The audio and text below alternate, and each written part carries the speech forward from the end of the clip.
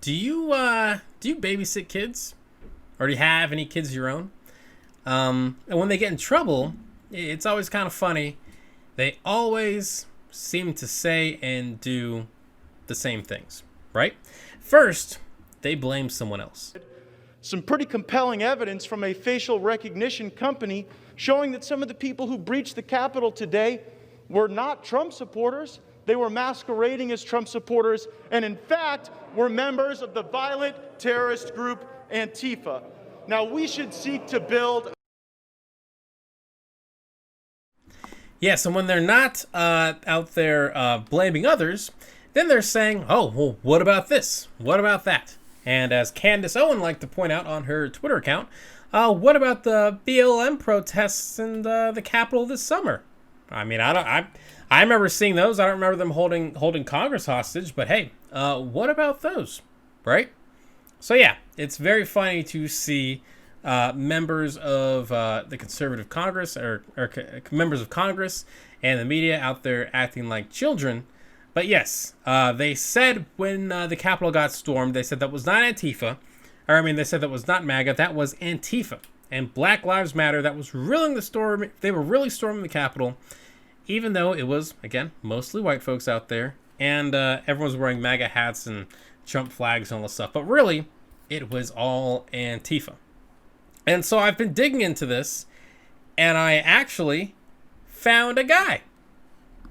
Yes, this is John Sullivan. Meet John Sullivan there.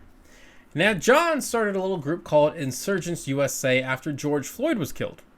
And John calls himself a anti-fascist, which, to be honest, we're all anti-fascists, right?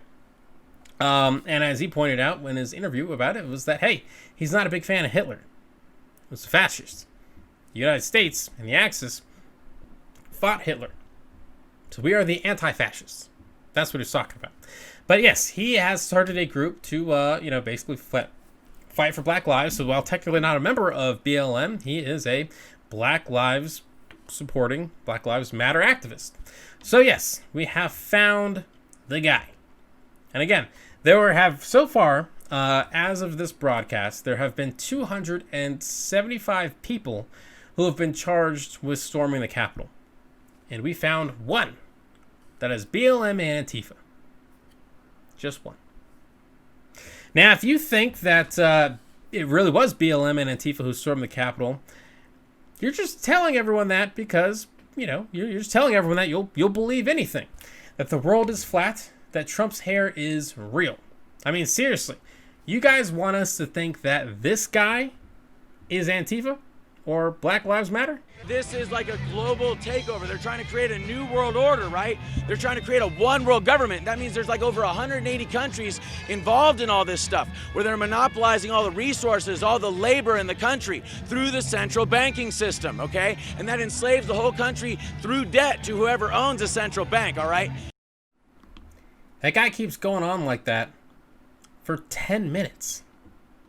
10 whole minutes. And I listened to it. And I needed a drink after doing so to get through it all. But yes, that guy is definitely not any way associated with Black Lives Matter or Antifa. And apparently he has also been arrested and is having a tough time in jail because he's a vegan and apparently they don't serve kale. Tough shit, I guess.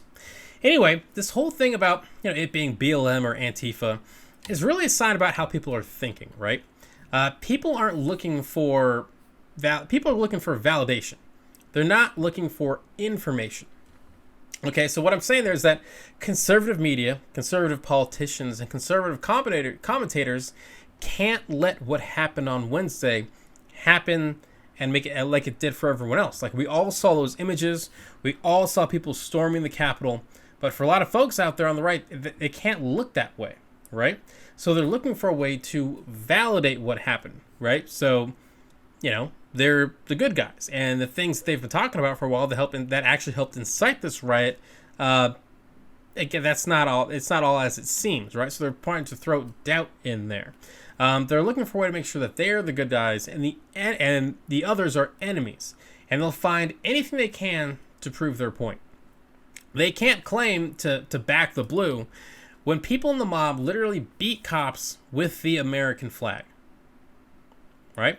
And, people buy into it again because they don't care about the truth. They just care about being right, which is unfortunate, which is not how any of this is supposed to work. But hey, 2020 was a weird year, and 2021 only seems to get more interesting. If you want to keep up with it all, do me a favor, like and subscribe to the channel. Hey, what's going on, everyone? Thank you so much for watching Citizen Pete. I really appreciate it. If you haven't already, click that little subscribe button, maybe the like button, and hey, maybe just leave a comment. I want to know what you're thinking. What do you think about all the politics, the news, and all the stuff that's going on in our country?